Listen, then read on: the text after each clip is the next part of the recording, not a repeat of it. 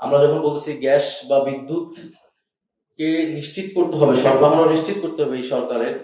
আপনি যখন গণতান্ত্রিক আন্দোলন, গণতান্ত্রিক ভাবে আমি প্রতিবাদ জানাচ্ছি, সেটাকে বলা হচ্ছে হঠকারিতা, বলা হচ্ছে বাস ভাঙচুর আমরা আগের মতো চাই না, রাস্তায় বসে বিক্ষোভ আমরা চাই না। তো রাস্তায় বসে বিক্ষোভ কিন্তু এখান থেকে সামনের দিকে চাই যে গণভোটের গণরায়গুলো বাস্তবায়ন হবে, আমাদের বিচার হবে, এটা কিন্তু আমরা কেউ জানি না। এবং ধীরে ধীরে আমরা দেখতে পাচ্ছি যে গণতন্ত্র কিন্তু সংকুচিত হয়ে আসছে, কথা বলার জায়গা সংকুচিত হয়ে আসছে। ফলে সেই সংকোচন ঠেকাতে হবে আপনাদের আমাদের সবাইকে মিলেই। সাংবাদিকদের ভূমিকাটা পালন করলেই হয়, সত্য এবং বস্তুনিষ্ঠ সংবাদটা প্রচার করলেই যথেষ্ট হয়। আর রাজনৈতিক দল হিসেবে আমরা আমাদের ভূমিকা পালন করব। আমরা এখন শুনতেছি যে যখন আমরা গণতান্ত্রিক ভাবে কোনো প্রোটেস্ট করতেছি, আমরা যখন বলতেছি গ্যাস বা বিদ্যুৎ কে নিশ্চিত করতে হবে, সরবরাহ নিশ্চিত করতে হবে এই সরকারের, তখন এটাকে বলা হচ্ছে হঠকারিতা সরকার প্রধানের সর্বোচ্চ জায়গা থেকে। আমরা কিন্তু কোন দিকে যাচ্ছি এটা আপনাদের বোঝা উচিত, আমাদের এখানে যারা আছে, যে আপনি যখন গণতান্ত্রিক আন্দোলন, গণতান্ত্রিক ভাবে আমি প্রতিবাদ জানাচ্ছি, সেটাকে বলা হচ্ছে হঠকারিতা, বলা হচ্ছে বাস ভাঙচুর আমরা আগের মতো চাই না, রাস্তায় বসে বিক্ষোভ আমরা চাই না। তো রাস্তায় বসে বিক্ষোভ কিন্তু এটা একটা বৈধ গণতান্ত্রিক আন্দোলনের পদ্ধতি। কালকে যখন আমি রাস্তায় নামবো প্ল্যাকার্ড হাতে নিয়ে, তখন বলা হবে যে আমি বাস ভাঙচুরের জন্য নামছি এবং আমাকে কিন্তু গ্রেফতার করা হবে, মামলা দেওয়া হবে। এই ন্যারেটিভ সরকারের জায়গা থেকে তৈরি করা হচ্ছে।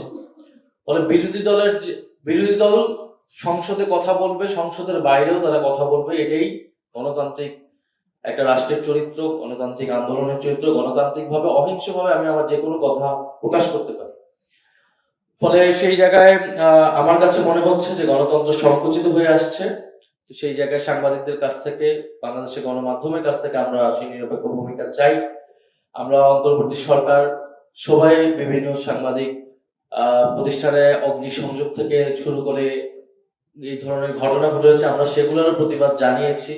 আমরা সাংবাদিক হাউস বা তাদের নীতিমালা ভিন্ন হতে পারে, আদর্শিক ভিন্নতা থাকতে পারে, কিন্তু আমরা কখনোই এই ধরনের সহিংস পদ্ধতিকে আমরা কখনো সমর্থন করি না। একইভাবে আমাদের বিরুদ্ধেও যেসব সকল মিডিয়া, বোঝাই যাচ্ছে এটা খুবই রাজনৈতিক, ব্যবসায়ী স্বার্থ জড়িত, রাজনৈতিক স্বার্থ জড়িত, কিন্তু আমরা এখনো গণতান্ত্রিক ভাবে এগুলো প্রোটেস্ট করে যাচ্ছি, কথা বলে যাচ্ছি।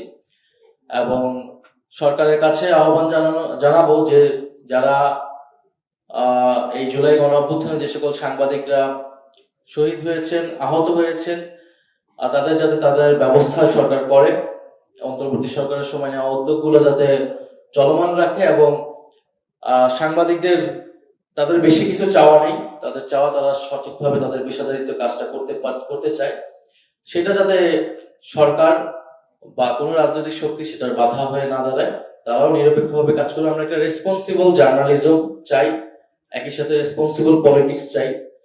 তো সেইটাই আমরা প্রত্যাশা করছি আজকের অনুষ্ঠান থেকেও। আমি জানি লাঞ্চের সময় হয়ে গিয়েছে, আর আপনাদের হয়তো অনেক খুব অভিযোগ আমাদের কাছে, আমাদের প্রতি আপনারা জানালেন অভ্যুত্থানের পরে হয়তো আপনাদের সাথে আরো বসা উচিত ছিল, হয়তো আরো অনেক কিছু করা উচিত ছিল, সেটা করতে পারি নাই, সেটার দুঃখ প্রকাশ করি। কিন্তু আমি মনে করি পরিবর্তন সম্ভব, কারণ আমরা যেই দেশ যে এখনো যেই জায়গায় আছে সেখান থেকে আমরা পিছনের দিকে যেতে চাই না, এটাই আমাদের সকলের চাওয়া। আমরা এখান থেকে সামনের দিকে চাই যে গণভোটের গণরায়গুলো বাস্তবায়ন হবে, আমাদের বিচার, গণহত্যার বিচার সেটা নিশ্চিত হবে, আমাদের স্বাধীন সার্বভৌম পররাষ্ট্রনীতি তৈরি হবে, এবং আমাদের গণতান্ত্রিক প্রতিষ্ঠানগুলা সুরক্ষিত হবে।